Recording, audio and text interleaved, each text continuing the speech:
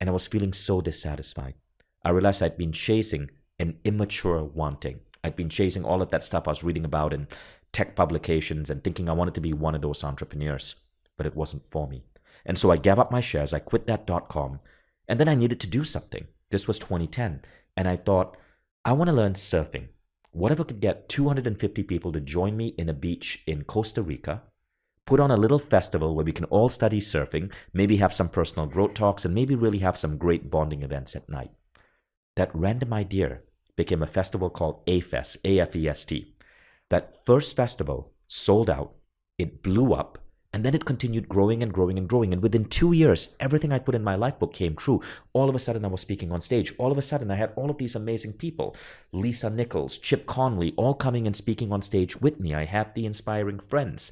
All of a sudden, I was staying in these 5-star resorts around the world. Hotels were giving me the presidential suite because I was bringing 250 people to their property in Costa Rica and Mexico.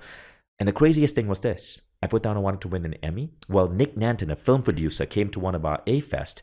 He turned it into a documentary called Live Your Quest, and it won an Emmy. It won an Emmy. And I was the producer. And so all of these crazy goals came true. And if your life is amazing, you use it every single day because it helps put you in a peak state for work, for happiness, for human connection.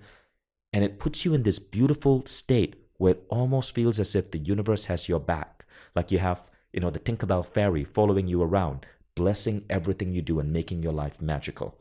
This is how I view meditation. It's an active approach to tackle the most complex problems in life, but also as a daily approach to put you in peak states of humanness.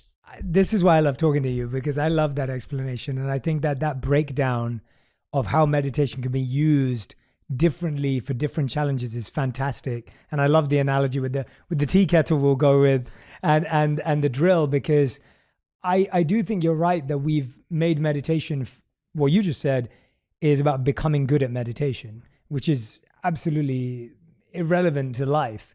And with the 6-phase method, what I love about it is that you have the same thing that you loved about how the Silver method taught it. You've figured out your own method that people can take. One of the most powerful practices I found is the Lifebook protocol, and we talk about it in the book. So Lifebook is a goal-setting protocol by John and Missy Butcher. In the spirit of openness, Mindvalley acquired the company, the majority stake in the company. We're now merging it with Mindvalley because we wanted. I felt it's the best goal-setting system in the world, wow. And we wanted to integrate it with our education platform.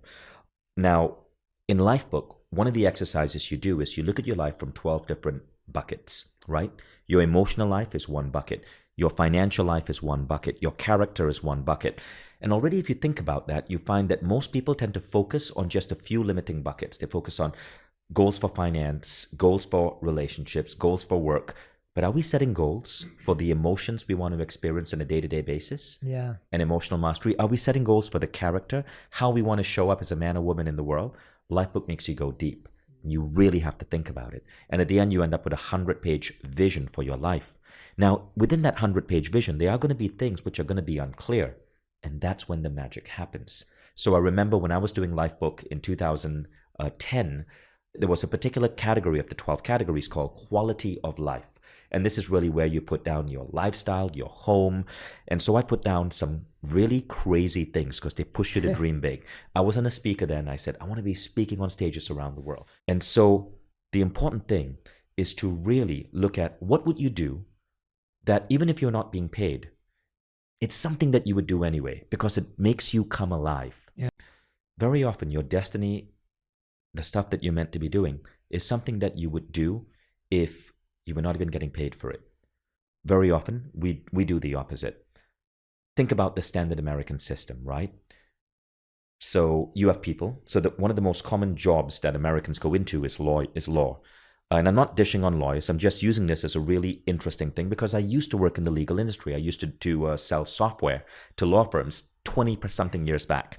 So America is 5% of the world's population, 70% of the world's lawyers. Why? Well, maybe it was shows like LA. So many Americans go into crazy amounts of study, crazy amounts of debt to become a lawyer, to pass their LSATs, to join a good law firm. Then they're working crazy hours. But here's the thing.